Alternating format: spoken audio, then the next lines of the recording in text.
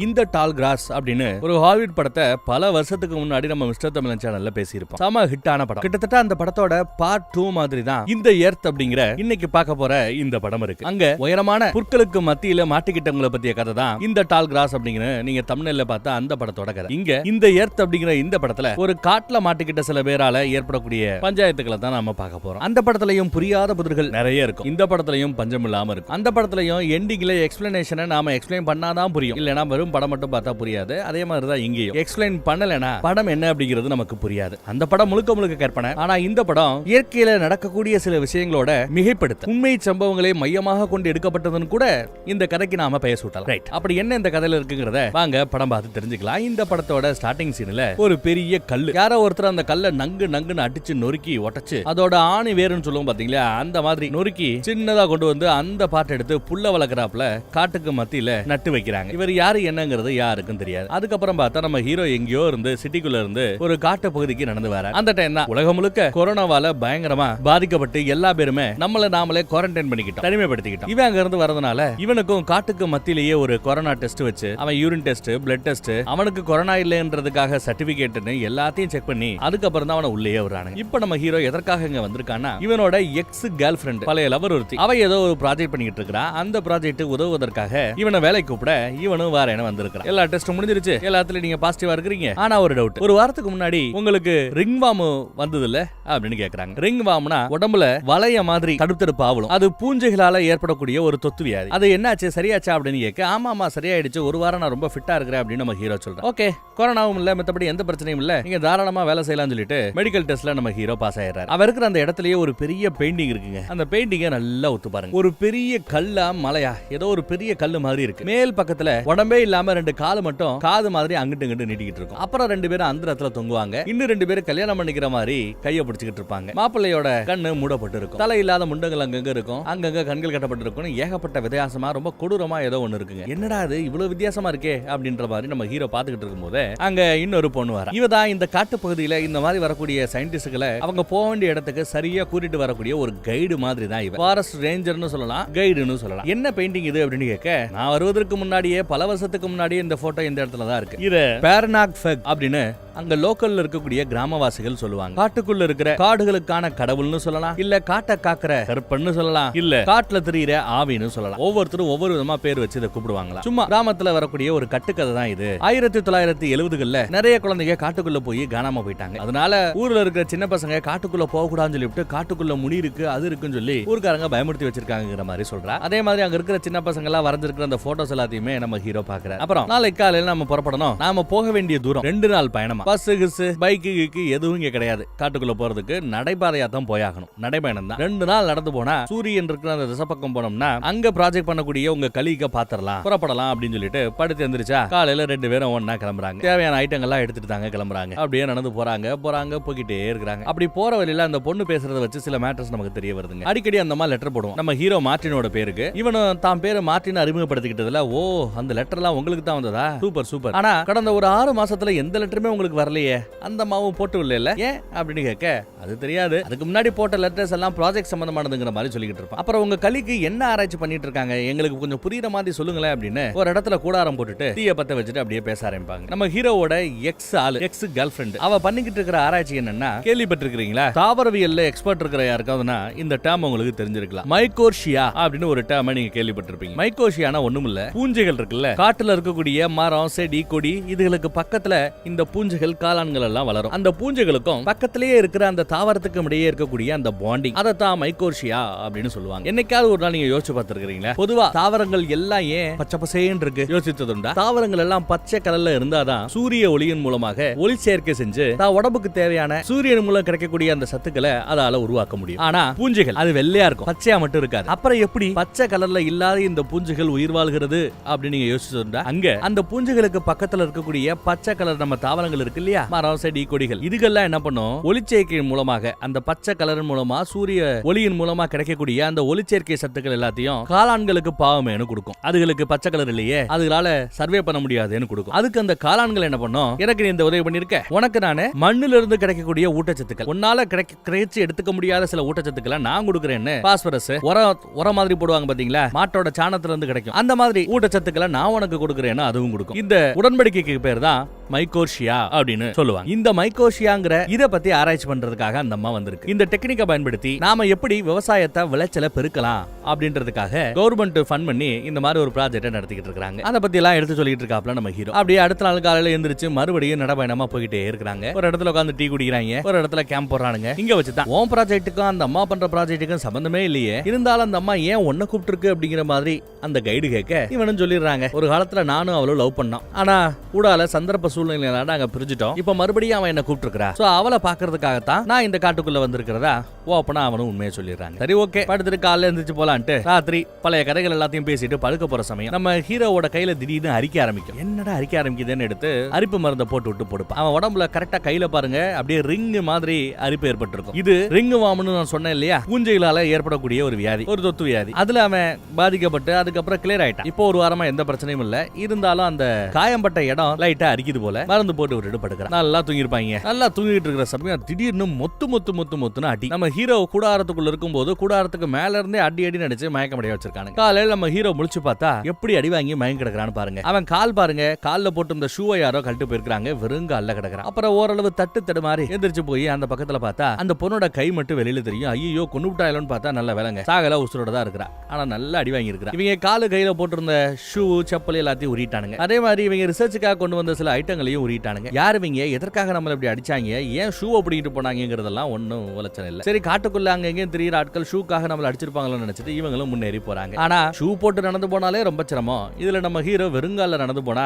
எப்படி, ஒரு ஷார்ப்பான கல்லு ஒண்ணு குத்தி காலையே கிழிச்சு விட்டுரும். ஹீரோயின் தான் ஒரு துணியை அப்படியே கட்டி விட்டு பார்த்து வாராசான்னு மெதுவா அவன் அப்படியே கூட்டிட்டே வராங்க. யாரு, நம்ம கைடு. அப்படி வார வழியில ஒரு வயசானவரை பாக்குறாங்க. ஆளு பாக்குறதுக்கு நல்ல மாதிரி தான் தெரியுது. வாங்க நான் உங்களுக்கு உதவி பண்றேன்னு பார்த்து அவங்களை கூட்டிட்டு போறாரு. அவரோட கூடாரம் பிரம்மாண்டமா பெருசா போட்டிருப்பாப்ல. பரவாயில்லையே இவ்வளவு பெரிய கூடாரத்தை போட்டுருக்கீங்களேன்னு விசாரிச்சா, ஆமா காட்டுக்குள்ள என்ன இடத்துக்கா பஞ்சம், துணி கிடைச்சு பெருசா கூடாரம் போட்டுக்கிட்டேன்னு சொல்றாரு. அப்புறம் அவர்களை வர சொல்லி உட்கார வச்சு இவன் கால்ல நிறையவே அடிபட்டு இருக்கு இல்லையா, கிழிஞ்சிருக்கிற அந்த இடத்தை தைக்கணும் அப்படிங்கிறாப்ல. நான் ஒரு டாக்டர் தான், ஒன்னும் பிரச்சனை இல்லைன்னு வேற சொல்றாரு. ஒரு ஊசி எடுக்கிறாரு, நூல் எடுக்கிறாரு. அவன் கால்ல இந்த காயத்துக்கெல்லாம் ஒரு இது போடுவாங்க இல்ல, ஒரு மருந்து மாதிரி ஒண்ணு பட்டா கூட எரியுமே, அதுக்கு பேர் என்ன தெரிஞ்சவங்க கமெண்ட்ல சொல்லுங்க. இன்ஃபெக்ஷன் இல்லாம இருக்கிறதுக்காக, இன்ஃபெக்ஷன் வராம இருக்கிறதுக்காக அதை ஊத்தி விடுவாங்க. அப்படி தண்ணி மாதிரி இருக்கும், அதை ஊத்தி விட்டுட்டு கழுவிட்டு ஊசியும் கழுவிட்டு நூலை வச்சு அப்படியே தைக்க ஆரம்பிக்கிறான். எல்லாம் கரெக்ட். ஆனா பயபுள்ள அந்த நூல்லையும் இன்ஃபெக்ஷன் ஆகாத மாதிரி அந்த மெடிசன்ல நினைச்சு தச்சிருந்தா பரவாயில்ல, நூலை கவனிக்காம விட்டுவிட்டான். நூலு நல்ல இந்த காட்டிலேயே கிடைச்ச பருத்தியை வச்சு கையாலேயே உருட்டி எடுத்த நூலுன்னு நினைக்கிறேன். அதை வச்சு நல்லா தச்சுக்கிட்டு இருக்கேன். மயக்கம் வரதுக்கெல்லாம் எங்க போறது, வலியை தாங்கிக்கிட்டு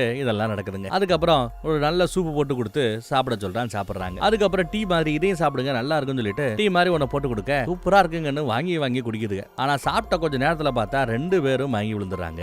மயங்கிற நிலைமையில கூட தப்பிச்சு போறதுக்காக தவந்து போறாங்க. ஆனா அவன் விடுற மாதிரி தெரியலங்க. ரெண்டு பேரும் இழுத்து கொண்டு போய் ஒரு இடத்துல போட்டு அவங்களோட பழைய ட்ரெஸ் எல்லாம் உருவி போட்டு வெள்ளை கலர்ல வேற ஒரு ட்ரெஸ் போட்டு விட்டு அவங்க ரெண்டு பேரையும் கொண்டு போய் கொஞ்சம் வித்தியாசமான போஸ்ல வச்சு போட்டோ எடுக்கிறான். அதுக்கப்புறம் நம்ம ஹீரோவோட கையை கிழிச்சு அதுக்குள்ள என்னமோ வைக்கிறான். என்ன பண்றான்னு தெரியல, ஏதோ ஒரு சடங்கு மாதிரி தெரியுது. அடுத்து மயக்கம் தெரிஞ்சு முழிச்சு பார்த்தா என்ன நடக்குதுன்றத புரிஞ்சுக்கிறாங்க. ரெண்டு பேரும் கட்டி போடப்பட்ட நிலைமையில இருக்காங்க. ஏன்டா இதெல்லாம் பண்ற அப்படின்னு கேட்டா, இந்த காடு என் கூட பேச ஆசைப்படுது, ஆனா இந்த காட்டோட கருப்பன் கூட நான் பேசணும் அப்படின்னா எனக்கு இந்த மாதிரி சடங்குகளை செய்யணும். எப்ப நான் அந்த ஓவியத்தை பார்த்தேனோ, நம்ம பார்த்தமே ஒரு ஓவியம், அதான் சொல்றான், அது சம்பந்தப்பட்ட ஏதோ ஒரு புக் வேற இருக்கு. அந்த புக்லயும் இப்படி எல்லாம் சடங்குகள் பண்ணா காட்டு கருப்பன் கூட நம்ம பேசலாங்கிற மாதிரி ஏதோ போட்டிருக்கும். அந்த சடங்குகளை எப்படி செய்யறதுங்கிறது ரொம்ப டீடைலா அவனுக்கு தெரியாது. பட் போஸ் தெரியும். இப்படி எல்லாம் வச்சு பாடி ஆட இப்படி வச்சிருப்பாங்க, கண்ணை கட்டியிருப்பாங்க, கையை கட்டியிருப்பாங்க, கையில என்னத்தையாவது இரும்பு சுரி இருப்பாங்க அப்படின்னு சில ஐட்டங்கள் இருக்கு. அந்த மாதிரி மட்டும் போஸோ இப்படி இந்த ஏரியா பக்கம் வரக்கூடிய ஆட்கள் எல்லாத்தையும் அடிச்சு போட்டு போஸா போட்டோ எடுத்து வச்சுக்கிட்டு சுத்தி அவன் இருக்கிற இடத்த சுத்தி வச்சுப்பான். இப்படி செஞ்ச பிறகு காட்டுல இருக்கிற அந்த அமானுஷத்து கூட என்னால பேச முடியுது, அதோட இருப்பை என்னால உணர முடிகிறது அப்படின்னு மென்டல் மாதிரி சைக்கோ மாதிரி பேசிட்டு இருப்பாங்க. நம்ம ஹீரோ கையிலேயே நிறைய இந்த மாதிரி ஏதோ பண்ணி குத்தி வச்சிருக்கான் போல. பயப்படாத, என் உடம்புல கூட நானே பாரு எவ்வளவு தழும்பு போட்டிருக்கேன்னு தான் வயிற்று எடுத்து காமிக்கிறேன். அப்புறம் அவங்க ரெண்டு பேரையும் ஒரு இடத்துல உட்கார வச்சு வெறுமனே அவங்க மேல துணியை போட்டு கவர் பண்ணி வச்சிருப்பான். ஓபன் பண்ணி விட்டுட்டு உங்களை நான் எந்த கொடுமையும் செய்ய மாட்டேன், என்னோட சடங்குகளுக்கு ஒத்துழைங்க, போட்டோக்கு போஸ் கேட்டா போஸ் கொடுங்க அப்படின்ற மறுபடியும் அப்புறம் அவங்கள பேசி முடிச்சுட்டு பொத்தி வச்சிடறாங்க. விதவிதமா அவங்கள போட்டோ எடுத்துக்கிறான் சடங்கின்படி. அப்படியே நாட்கள் ஓடுது. ஒரு நாள் அவன் ஏதோ ஒரு மயக்க மருந்து ரெடி பண்ணிட்டு இருக்கிற சமயம் அறுக்கிற ரம்பம் இருக்குல்ல, பிளேடு மாதிரி, அது கீழே விழுந்திருக்கும். அதை அவன் கவனிச்சிருக்க மாட்டான். அந்த மயங்கர டீயை ரெண்டு பேருக்கும் கொடுத்துட்டு போயிடுவான் போல. கொஞ்சம் டோசேஜ் கம்மியா இருந்ததுனால ரெண்டு பேரும் ஒரு அரைகுறை தெளிவுல இருக்காங்க. அவ இல்லாத சமயம் ஹீரோ சொல்றான், அங்க பாரு அந்த ரம்ப விழுந்து கிடக்கு, அது மட்டும் நம்ம எடுத்துட்டோம்னா நம்ம தப்பிச்சிடலாங்கிற மாதிரி ஐடியா கொடுக்க இவளும் சரி ஓகே எப்படியாவது நான் எடுத்துறேன், தப்பிச்சு போக முயற்சி பண்ணுவோம்னு பேசி வச்சுக்கிறாங்க. அதுக்குள்ள வராங்க. வந்தவன் நம்ம ஹீரோவோட கால்ல ஏற்கனவே தச்சிருந்தால அந்த துணியெல்லாம் எடுத்துட்டு பார்த்தா காலு ஃபுல்லா இன்ஃபெக்ட் ஆயிருக்கு, அந்த விரல் வரைக்கும். ஐயா இன்ஃபெக்ஷன் ஆயி போச்சு. இப்போ எனக்கு ரெண்டு ஆப்ஷன் இருக்கு. ஒன்னு இங்க இருந்து 30 மைல் தூரம் தூக்கி கொண்டு போய் ஹாஸ்பிட்டல்ல சேர்க்கணும். இது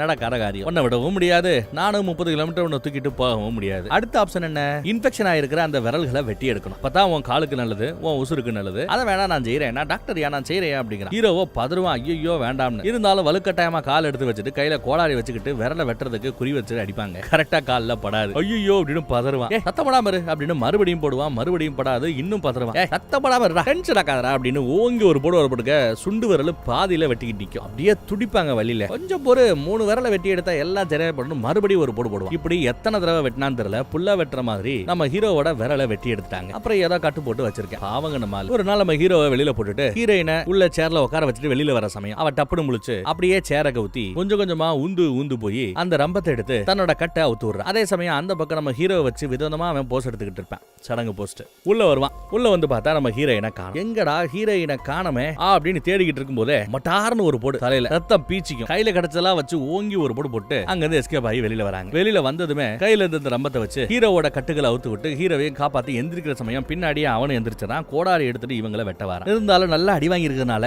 அவனால கொஞ்சம் கான்சன்ட்ரேட் பண்ண முடியல. ஹீரோயினும் அவனை கையில கிடைக்கிறதெல்லாம் வச்சு அடிச்சு விட்டு ரெண்டு பேரும் தப்பிச்சு ஓடுங்க அப்படின்னு முடிவு பண்ணி ஏற்கனவே பிளான் பண்ணபடி ஆளுக்கு ஒரு திசையில போறாங்க. ஆனா பயபுள்ள என்ன நினைச்சான்னு தெரியல, விறுவிறுன்னு உள்ள போடவன் வில்ல எடுத்துட்டு வராங்க. எடுத்துட்டு வந்து நம்ம ஹீரோயினை குறி வச்சு சரசரசன்னு விடுவான். அவனுக்கு தான் கொஞ்சம் குறியில கொஞ்சம் பிரச்சனை இருக்குல்ல, அதனால மிஸ் ஆகி அவ கொஞ்சம் தூரம் ஓடுவா. ஒரு இடத்துல பொத்துன்னு கீழே விழுவா. கீழே விழுந்ததுமே கையில கோடாரி எடுத்துட்டு அவளை வெட்டுறதுக்காக போவான். அப்போ அவளை காப்பாத்துறதுக்காக வேற வழி இல்லாம நம்மால டே நான் எங்க தாண்டா இருக்கேன், என்ன ஃபாலோ பண்றா கொய்யால அப்படின்னு திட்டி விட அந்த பக்கம் போனவன் இந்த பக்கம் திரும்பி நம்ம ஹீரோவை நோக்கி வர ஆரம்பிப்பாங்க. ஹீரோவும் அங்க இருந்து தப்பிச்சு ஓடுவார். அது வந்து அடிபட்ட காலோட ரொம்ப கஷ்டப்பட்டு காட்டுக்கு அப்படியே அடுவுல அங்க இங்கேயும் ஊந்து போறாருங்க. ஓடுவார், வெட்டிக்கிட்டே வருவான். ஒரு இடத்துல பார்த்தா சுத்தி நிறைய ஸ்பீக்கர் லைட்ஸ் இதெல்லாம் செட் பண்ணி வச்சிருக்கிற பார்த்து அங்க இருக்கிற ஸ்பீக்கர்ல ஹலோ யாராவது இருக்கீங்களான்னு கேட்டா ஒரு பக்கம் வாய்ஸ் கேட்கும். இது பிரைவேட் ப்ராப்பர்ட்டி, இந்த ஏரியா பக்கம் வரக்கூடாது போங்கன்னு ஒரு சவுண்ட். ஐயோ எனக்கு ஆபத்து, என்ன காப்பாத்துங்கன்னு பேசிட்டு நம்ம ஹீரோ ஓடுறான். அங்க லைட்ஸ் வச்சு அந்த லைட்ஸுக்கு மேல ஒரு மலையில நனையாத பகுதி கவர் எல்லாம் போட்டு மூடி வச்சிருக்காங்க. இந்த பகுதியில ஏதாவது விலங்குகள் போனாலோ இல்ல வெளிச்சத்தை வச்சு ஏதோ ஆராய்ச்சி பண்ணிட்டு இருக்காங்கன்னு நினைக்கிறேன். அந்த ஏரியா பக்கம் நம்ம ஆளு சுத்திட்டு இருக்கான். பின்னாடி அவன் விரட்டிக்கிட்டே வராங்க அந்த வில்ல. ஒரு கட்டத்துல விவிவிவின்னு ஒரு வித்தியாசமான ஒரு சத்தம். என்னடா சத்தம் அப்படின்னா அந்த ஆராய்ச்சி பண்ணிட்டு இருக்கிற யாரோ ஒருத்தர் தான் அங்க இருக்கிற ஸ்பீக்கர்ல ஒரு சவுண்ட கிளிப்பி விட்டுறாங்க. அந்த சவுண்ட கேட்டதுமே நம்ம ஹீரோவும் சரி அந்த பக்கம் வெட்டிட்டு வர வில்லனும் சரி ரெண்டு பேருமே ஒரு மாதிரியா காதை அடைச்சுக்கிட்டு தடுமாறானுங்க. வில்ல அங்கிட்டு தடுமாறிட்டு இருக்கிற சமயம் ஆராய்ச்சி பண்ணிட்டு இருக்கிற ஒருத்தர் ஓடியாந்து நம்ம ஹீரோவை கையை கொடுத்து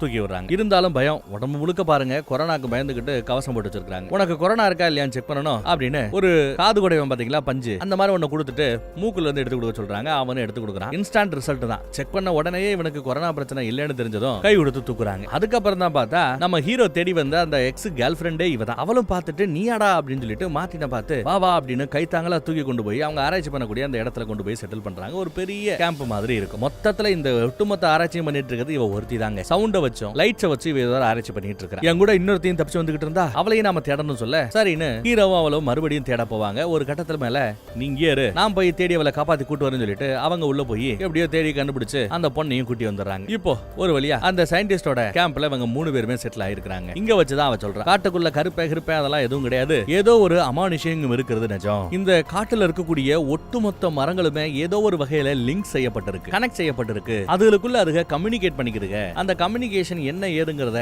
அவங்க என்ன மொழியில அந்த மரங்கள் பேசிக்கிறது அப்படிங்கறத நாம கண்டுபிடிச்சிட்டா அதுக்கப்புறம் நாம மரங்களை கண்ட்ரோல் பண்ணிடலாங்கிற மாதிரி ஏதோ பேசுறாங்க. ஹீரோக்கு தான் கால் அடிபட்டு இருக்குல்ல, அதை செக் பண்ணி பார்த்தா அரைகுறையா வெட்டி வச்சு ஒரு மாதிரி ஆக்கி வச்சிருக்கான். மறுபடியும் இன்ஃபெக்ஷன் குறையல. இன்ஃபெக்ஷனை சரி பண்றதுக்கு வேற வழி இல்ல. சுட ஒரு கம்பியை காய்ச்சி அடிபட்ட இடத்துல எல்லாம் அந்த சூடு வச்சு விட்டோம்னா அதுக்கப்புறம் இன்ஃபெக்ஷன் பரவாது. அதுக்காக நான் எல்லா ஐட்டத்தை எடுத்துட்டு வந்து நல்லா சூடு வச்சு விடுறேன். இனிமே இன்ஃபெக்ஷன் பிரச்சனை இல்ல. அவனுக்கு கொஞ்சம் கொஞ்சமா தேறி வந்துகிட்டு இருக்கான். அதுக்கப்புறம் இந்த ஆராய்ச்சி சம்பந்தமா இவங்க கிட்ட வேற ஏதாவது எவிடன்ஸ் இருக்காங்கிற மாதிரி நம்ம கைடு கேட்க ஒரு பழங்காலத்து புக் இதுக்கு முன்னாடி நம்ம பேசிட்டு இருந்தோம்ல, அந்த புக்ல அந்த அமானுஷ்யத்தை எப்படி கான்டாக்ட் பண்றது அப்படின்னு சில டீடைல்ஸ் இருக்கு, சில சடங்குகள் இருக்கு. இந்த புக்கை மயமா வச்சுதான் நான் தாவரங்கள் அவங்களுக்குள்ள நடக்கிற அந்த கம்யூனிகேஷன் சத்தத்தால நடக்குதா, சத்தம் சம்பந்தமான ஆராய்ச்சி பண்ண ஆரம்பிச்சேன். அதே மாதிரி லைட்ஸால நடக்குதா. சோ நானும் என்னோட ஆராய்ச்சியை ஒன்லி சவுண்ட் லைட் இத வச்சு மட்டும் பண்ணிக்கிட்டு இருக்கேன் அப்படின்னு தன்னோட ஆராய்ச்சி சம்பந்தப்பட்ட விஷயங்களை எடுத்து சொல்லிட்டு இருக்காங்க. கூடவே எங்களை அட்டாக் பண்ண அந்த ஆள் யாருன்னு கேட்டா அவன் பேரு ஜாக்கு, அவன் வேற யாரும் இல்ல என்னோட எக்ஸ் ஹஸ்பண்ட் அப்படின்னு அவ சொல்றான். எஸ், கல்யாணம் ஆகி அதுக்கப்புறம் டிவோர்ஸ் ஆயிடுச்சு. அவன் இந்த பொண்ணு இங்க இருக்கா இல்லையா, இவளை பாக்குறதுக்காக காட்டுக்குள்ள வந்திருக்கான். இவளுக்கு தேவையான சாப்பாடு அப்பப்போ வந்து கொடுத்துட்டு போற வேலையை பார்த்துட்டு இருந்திருக்கான். ஆனா ஒரு கட்டத்துக்கு மேல அவன் இங்க இருக்கிற அந்த அமானுஷத்துக்குள்ள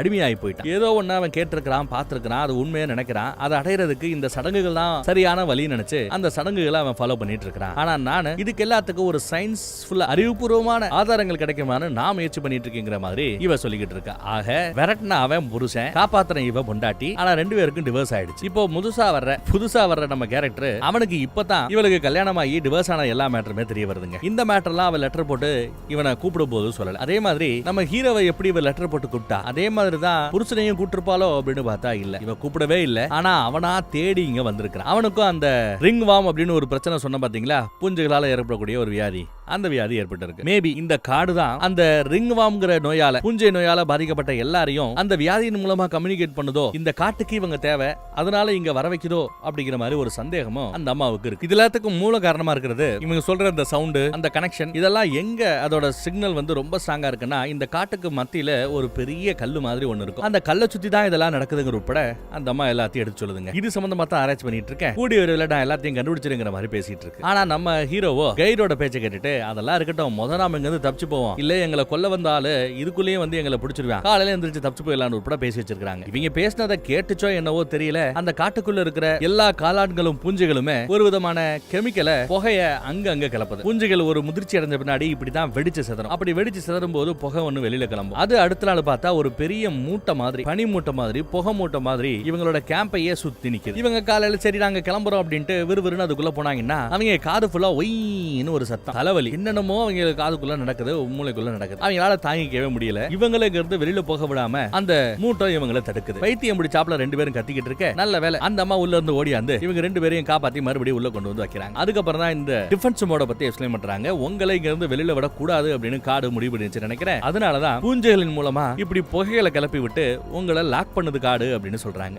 இதுக்கு முன்னாடி இதே மாதிரி நடந்திருக்கு அப்படின்னு சொல்றாங்க. என்னையே 4 நாள் வெளியில விடாம அது லாக் பண்ணிச்சு தெரியுமா அப்படின்னு சொல்றாங்க. சரி, அதுக்காக 4 நாளா வெயிட் பண்ணிட்டு இருக்க முடியாது, உங்ககிட்ட தான் அந்த ஷூட் கோட் எல்லாம் இருக்கு, புகையே உள்ள வராத மாதிரி, மேபி அந்த யூனிஃபார்ம் போட்டு நான் போனா அப்படின்னு சொல்ல, அதையும் தாண்டி கூட காத்தால உள்ள வர முடியும், அதுக்கு மேல உங்க ஸ்டோன் சொல்லிடுறாங்க. 2 நாள் வெயிட் பண்ணா அதுவே தானா போயிட போகுதுன்னு. ஆனா இவங்க கேட்கற மாதிரி தெரியல. அதே சமயம் ரொம்ப தூரத்துல ஏதோ ஒரு மனுஷன் நிக்கிற மாதிரி தெரியுங்க.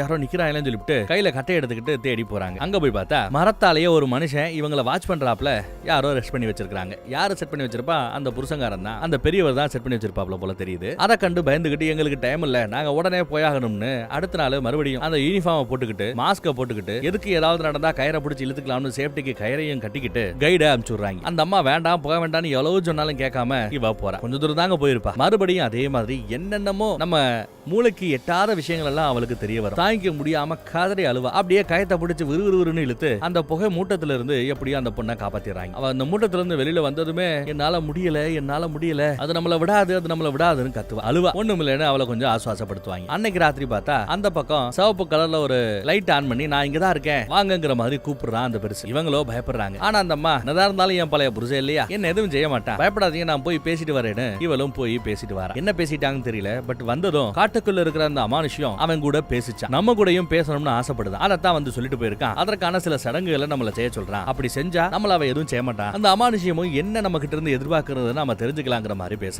இவங்களும் சரி அடுத்த நாள் வேற வழி இல்லைன்னா அதை செஞ்சாயிரலான்னு ரெடியா இருக்கிறாங்க. ஏதோ சில தாவர பொடி, மூலிகை பொடி மாதிரி ஏதோ ஐட்டங்கள் இருக்கு, அதையெல்லாம் கலந்து கொடுத்து இதை குடின்னு சொல்ல, அதுவும் அந்த புக்ல தான் போட்டிருக்கு இந்த தாவரத்தோட பொடியை தான் சாப்பிடணும். இவனும் சரி இன்னும் அதை சாப்பிட்டுட்டு அந்த பாறைக்கு பக்கத்திலேயே போய் உட்காந்துக்கிறான். இதெல்லாம் சுத்தமா நம்ம கைடுக்கு நம்பிக்கை இல்லை. இதெல்லாம் தாண்டி எப்படி நாம வெளில போறோம்னு தான் பயந்துகிட்டு இருக்கா. அதே சமயம் இந்த பக்கம் அந்த அம்மா மைக்கு ஸ்பீக்கர் எல்லாத்தையும் கனெக்ட் பண்ணி எல்லாம் தயாரா இருங்க, ஏதாவது ஒரு மாற்றம் ஏற்பட்டா உடனே எனக்கு இன்ஃபார்ம் பண்ணுங்கிற மாதிரி மைக்ல சொல்லிக்கிட்டு ரெடி பண்ணிட்டு இருக்கா. திடீர்னு வீன்னு ஒரு சத்தம், அளவுக்கரியமான ஒரு சவுண்ட். ரெண்டு பேரும் காதை பத்திப்பாங்க. சரி மன்னிச்சுக்கங்க, ஏதோ ஒரு எலக்ட்ரானிக் கிளின்ச் ஆயி போச்சு, அப்படியே உட்காந்துருங்கன்னு பேசிட்டு இருக்கும் போதே கொஞ்ச நேரத்துல அவன் ஒரு மாதிரி கிராரா மயங்கிடுறான். மிச்சம் இருக்கிறது அந்த கைடு பொண்ணு தானே, அவளை பின்னாடி இருந்து அந்த புருஷங்காரன் வந்து நங்குன்னு ஒரு அடி அவளை அடிச்சு போட்டு எங்கேயோ தூக்கி வீசிட்டான். அவளும் ஒரு கட்டத்துக்கு அப்புறம் முழிச்சு பார்த்தா எங்கேயோ கிடக்குறா. சரி கேம்புக்கு போய் பொண்டாட்டிக்காரி இருக்கால அவளை கூட்டிட்டு வந்தா ரெண்டு பொம்பளையும் சேர்ந்து அவனை ஒரு வழியா சமாளிக்க முடியும்னு நினைச்சுக்கிட்டு அந்த பக்கம் போறான். அதே சமயம் இந்த பக்கம் நம்ம ஹீரோ மாட்டிட பிடிச்சு வச்சுக்கிட்டு எப்பேற்பட்ட பாக்கியம் உனக்கு தெரியுமா, அந்த அமானுஷ்யம் என் பொண்டாட்டி கூட பேசணும்னு ஆசைப்படுது, ஆனா அப்படி நடக்கணும்னா அதுக்கு அவ ஒரு பலி கொடுக்கணும், அந்த பலிதான் நீ. இந்த மாதிரி பாக்கியம் எனக்கு கிடைச்சிருந்தா எவ்வளவு சந்தோஷமா இருக்கும் தெரியுமா, கொடுத்து வச்சவன்டாடே அப்படின்னு பேசிக்கிட்டு இருக்கு அந்த சைக்கோ. இவனும் பதறான். அந்த பக்கம் நம்ம கைடு போய் பார்த்த பின்னாடிதான் இன்னொரு ஷாக்கான மேட்டர் நமக்கு ரிவீல் ஆகுது. அங்க அவளும் அந்த சடங்குகளை செய்யறா. அந்த புக்ல போட்டிருக்கிற ஏதோ ஒரு இசையை அவ இசைக்கிறா. அவளை சுத்தியும் இந்த சடங்குகள் செய்யும் போது இருக்கிற அந்த போஸ் இருக்கும் பாத்தீங்களா, அந்த மாதிரி போஸ் இருக்கிற ஏகப்பட்ட போட்டோஸ் தொங்கிக்கிட்டு இருக்கு. எப்படி புருஷங்காரனோட கேம்ப்ல தொங்குச்சோ அதே மாதிரி இங்கேயும் தொங்குது. அது மட்டும் இல்ல, இந்த ரீசன்ட் டேஸ்ல நிறைய குடும்பம் குழந்தை குட்டி எல்லாம் இங்க காணாம போயிருக்கும். எல்லா பேரையும் அடிச்சு இழுத்துட்டு வந்து இந்த மாதிரி சடங்குகளுக்காக பயன்படுத்தி இருக்கிறது வேற யாரும் இல்ல, சாட்சாத் அந்த புருஷனும் இந்த பொண்டாட்டியும் தான். இவ கூடயே சயின்ஸ் எக்ஸ்பெரிமெண்ட்டும் செய்யறா. ஆனா சடங்குகளை செஞ்சா ரொம்ப சீக்கிரமாகவே ரிசல்ட் கிடைக்கும் நம்புறா. அதனாலதான் இப்படி சடங்குகளை செய்யறா. எல்லாத்தையும் பார்த்துட்டு நம்ம கைடு சும்மா இருப்பாளா, லைட்டா சத்தம் கொடுக்க பின்னாடி அவளும் பாத்துறா. ரெண்டு பேரும் அப்படியே சண்டை மாத்தி மாத்தி அடிச்சுக்கிட்டு சத்தம் போட்டுக்கிட்டு இருக்கும்போது அந்த சத்தம் வெளியில இங்க நம்ம பெருசுக்கும் கேட்கும். இரா வர்றேன் அப்படின்ட்டு அவனும் கிளம்பி போறாங்க. கைடு எதுவும் செஞ்சிடாதன்னு பின்னாடியே நம்ம ஹீரோவும் போவாரு. பட் மயங்கி விழுந்துருவாரு, ஏற்கனவே ஏதோ குடிச்சிருக்காப்ல இல்லையா. அதனால அந்த பக்கம் பார்த்தா வந்த பெருசு நம்ம கைட போட்டு அடிச்சு கீழே தள்ளி விட்டு கத்தி எடுத்து குத்த போற சமயம் அந்த அம்மா கைக்கு ஏதாவது கிடைக்குமான்னு பார்த்தா இந்த கேம்புக்கு எல்லாத்துக்குமே மாற்றுறதுக்கு ஒரு கொக்கி மாதிரி ஒண்ணு இருக்கும், கேம்ப் போறதுக்கு வசதியா இருக்கும். அந்த கொக்கி கிடைக்கும். எடுத்து நங்குன்னு அவனோட கண்ணுலயே ஒரு சொருங்க. கதறி கதறி அழுவா. ஐயோ போச்சே கண்ணு போச்சே கண்ணு போச்சேன்னு பக்கத்துல இருந்த ஒரு கண்ணாடி இல்லையா, அவன் மூஞ்சிய பாப்பான். கண்ணுலயே குத்தி இருக்கு தெரியுது. ஐயோ எம்மா தாயே, என்ன எப்படியாவது ஹாஸ்பிட்டலுக்கு கூட்டு போய் என்ன காப்பாத்து தாயேன்னு கூப்பிடுவான் பாருங்க. ஹாஸ்பிட்டலா அவனுக்கு காலில் அடிபடும் போது மட்டும் ஹாஸ்பிட்டலுக்கு கூட்டு போனையா என்னன்னு கேட்டு ஓங்கி வந்து இன்னொரு அடி கண்ணு மேலாப்ல குத்திக்கிட்டு இருந்தது. இப்ப மூளை வரைக்கும் போயிடுச்சு. சம்பவ இடத்துலயே புருஷங்கார செத்து போறாங்க. துடிருச்சு செத்து போறான். சாகட்டுங்கிறது அதான் அவனுக்கு வேணும். ஆனா அந்த கேப்ல அந்த பக்கம் அந்த சைக்கோ பொண்டாட்டிக்காரி சயின்ஸ்ங்கிற பேர்ல சேட்டை செய்யறாள். அவ ஹீரோவை பிடிச்சு மடியில போட்டுக்கிட்டு கையில கத்திய வச்சுட்டு இருக்கா. உன் வாழ்க்கையோட முக்கியமான தருணத்துல நீ இருக்கிறேன்னு சொல்லிட்டு கத்தி எடுத்து கழுத்து அவுக்குறாங்க. அறுத்துட்டாளா இல்ல அறுக்கலையா அப்படிங்கிறது நமக்கு சரியா தெரியல. அதுக்குள்ள நம்ம கைடு வந்து அவளை அடிச்சு போட்டு ஹீரோவை காப்பாத்திடுறான். அடி வாங்கினதுலயே அந்த புகை மூட்டத்துக்கு மத்தியில அப்படியே நடந்து பொண்டாட்டிக்காரி எங்கிட்டு போறான்னு தெரியல, ஏதோ ஒரு திசையை நோக்கி போய்கிட்டு இருக்கா. பைத்திய மாதிரி கத்திக்கிட்டே போய்கிட்டு இருக்கா. எனக்கு கேக்குதுன்னு கத்திக்கிட்டே போய்கிட்டு இருக்கா. முகமுழுக்க ஆனந்தம் சிரிப்பு தான். அதுக்கப்புறமா நமக்கு புரியாத மாதிரி என்னென்னமோ விசுவல்ஸ் வருது. கைடு உட்காந்து ஓன்னு அழுகிற மாதிரி காட்டுறாங்க. பழைய நினைவுகள் எல்லாம் திரும்ப திரும்ப ரீகால் ஆகுது. ஆனா இது எல்லாம் ஆறுது யாருக்கு, அந்த கைடுக்கு ஆகுதுங்க. அவளோட கண்களை தான் அடிக்கடி காட்டுறாங்க. புரியாத எவ்வளவோ விஷயங்கள் அவன் மண்டைக்குள்ளே இப்ப ஓடிக்கிட்டு. அந்த சடங்கு சம்பந்தப்பட்ட போட்டோக்களும் அவன் மைண்ட்ல ஓடிக்கிட்டே இருக்கும். ஒரு ஸ்டேஜுக்கு அப்புறம் அவ மூளையே கலங்கி போனாப்ல, ஏதோ மயங்கி போனாப்ல வித்தியாசமா பிஹேவ் பண்ண ஆரம்பிக்கிறான். இந்த காட்டை நேசிக்க ஆரம்பிக்கிறான். அவ கண்ணுல இருந்து ஆனந்த கண்ணீரே ஊத்த ஆரம்பிக்குதுங்க. பைத்திய மாதிரி காட்டுக்கு மத்தியிலேயே இருக்கக்கூடிய புல்லுகளை தடவிக்கிட்டு இருப்பா. அதே சமயம் ஏதோ ஒரு மூலையில அந்த பொண்டாட்டிக்காரிய காட்டுறாங்க. அவளோட வேலை அவளோட தேவை இனி தேவை இல்லைன்னு ஆயிடுச்சோ என்னவோ பொத்துன்னு மயங்கி விழுந்து தேங்க்யூ ரொம்ப நன்றின்னு ஒருத்த வார்த்தை மட்டும் சொல்லிட்டு செத்தே போயிடுறான். ஏன் இவ தேங்க்யூ சொல்லணும்? ஒரு கால் இத்தனை வருஷமா இவ கஷ்டப்பட்டு பண்ண அந்த ஆராய்ச்சி எதற்காக, எப்படியாவது அது கூட நம்ம பேசணும்னு தான் ஒரு கால் அவ பேசி இருப்பாளோ, அதனாலதான் அந்த திருப்தியோட தேங்க்யூன்னு சொல்லி செத்து போயிருக்காளோ என்னன்னு தெரியல. முடிஞ்சு போச்சு. அந்த பக்கம் பார்த்தா பதட்டமே இல்லாம ரொம்ப நிதானமா அந்த கைடு நடந்து வர. நம்ம ஹீரோவை பார்த்து இந்த காட்டை விட்டு வெளியில போறதுக்கு நான் உனக்கு வழிகாட்டுறேன் அப்படின்னு சொல்றேன். ஆனா அவளோட வாய்ஸ் சுத்தமா மாறி போனதை நம்மளால கேட்க முடியும். இதுக்கு முன்னாடி அவளோட வாய்ஸ் எப்படி இருந்ததோ அப்படி இப்ப இல்ல, வாய்ஸ் நிறையவே மாறி போச்சு. தப்புன்னு படத்தையும் முடிக்கிறாங்க. அவ்வளவுதாங்க, எண்டு கார்டு போட்டாங்க, முடிச்சிட்டாங்க. என்னதான் அந்த படத்துல சொல்ல வந்தாங்க அப்படின்னு ஒரு கன்ஃபியூஷன் இருக்குல்ல. படம் பாக்குற அத்தனை பேருக்குமே இதே கன்ஃபியூஷன் இருக்கும். என்னதான் இங்க நடந்தது, அந்த அமானுஷன் ஒண்ணு இருக்கிறது உண்மையா இல்லையா, கடைசியில நம்ம கைடுக்கு என்னாச்சு, காட்டை விட்டு போகணும்னு நிதானம் இல்லாம ஓடிக்கிட்டு இருந்தவ கடைசியில ஏன் இவ்வளவு நிதானத்தோட அமைதியோட ஆனந்த கண்ணீரை வடிக்கணும், ஒன்னும் புரியல. சரி, இப்ப நான் உங்களுக்கு புரிய வைக்க போறேன் நீங்க நினைச்சா அதுவும் இல்ல. சில சமயம் எல்லாத்துக்கும் விட தர முடியாது, எல்லாத்தையும் புரிய வைக்க முடியாது. ஆனா இந்த படத்தோட கருவை எங்க இருந்து எடுத்திருப்பாங்க அப்படிங்கறத என்னால கணிக்க முடியுது. இதுக்கு முன்னாடி ஒரு டேர்ம் சொன்ன பாத்தீங்களா, பொதுவா இந்த டீல் போறதெல்லாம் யார் போடுறோம், மனுஷ பயலுக தான் போடுவாங்க. ஆனா ஒரு தாவரத்துக்கும் ஒரு பூஞ்சைக்கும் நடுவுல இப்படி ஒரு பாண்டிங் இருக்குங்கிறது உங்கள எத்தனை பேருக்கு தெரியும்? பச்சையே இல்லாத அந்த பூஞ்சைக்கு வேண்டிய ஒளிச்சேர்க்கையின் மூலமா கிடைக்கக்கூடிய சத்துக்களை பக்கத்துல இருக்கிற செடி கொடி கொடுக்குது. அதுக்கு பதிலா அந்த செடி கொடிகளுக்கு தேவையான பாஸ்பரஸ் அப்படிங்கிற அந்த நல்ல விஷயத்தை மண்ணுல இருந்து ரெடி பண்ணி இது கொடுக்குது. இது எப்பேற்பட்ட பாண்டு. அப்போ ஒரு தாவரத்துக்கு பிரச்சனைனா பக்கத்துல இருக்கிற அந்த பூஞ்சைங்கிற ஜீவராசி சும்மா இல்ல, ஹெல்ப் பண்ணுது. அதே மாதிரி இங்க இருக்கிற பூஞ்சைக்கு ஏதாவது பிரச்சனைனா பக்கத்துல பக்கத்துல இருக்கிற அந்த மரம் செடி கொடி எல்லாம் ஹெல்ப் பண்ணுது. அதே மாதிரி அந்த காட்டை விட்டு இங்க இருக்கிற ஆட்களை வெளியில விட கூடாது அப்படின்னு அந்த காடு முடிவு பண்ணும்போது அதுக்கு உதவி பண்றது என்ன? இதே பூஞ்சைகள் தான். அதுக்கு முதிர்ந்த பிறகு அதோட உடம்புல இருந்து அந்த முதிர்ச்சியில அது டப்புன்னு வெடிக்கும் போது உடம்புக்குள்ள இருந்து ஒரு புகை கிளம்பும். அந்த புகையாலேயே சுத்தி ஒரு பாதுகாப்பு வளையத்தையே அந்த காட்டுக்காக உருவாக்கி கொடுத்திருக்கிறது இந்த பூஞ்சைகள். அது மட்டும் இல்லாம இந்த காட்டை விட்டு எவ்வளவோ தூரத்துல இருக்கிற நிறைய பேருக்கு அந்த பூஞ்சைகளால ரிங் வார்ம் அப்படின்னு ஒரு வியாதி வருது. அந்த வியாதியால பாதிக்கப்பட்டவன் நம்ம ஹீரோ. அவன் இந்த காட்டுக்குள்ள வந்தான். அதே மாதிரி இதே வியாதியால பாதிக்கப்பட்ட இன்னொரு ஆள் யார் தெரியுமா? அந்த புருஷங்காரன். அதனாலதான் பொண்டாட்டி கூப்பிடாமையே காட்டுக்கு அவனால ஏதோ தேவைன்னு தெரிஞ்சு அந்த பூஞ்சைகள் மூலமா ஒரு வியாதியை உண்டு பண்ணி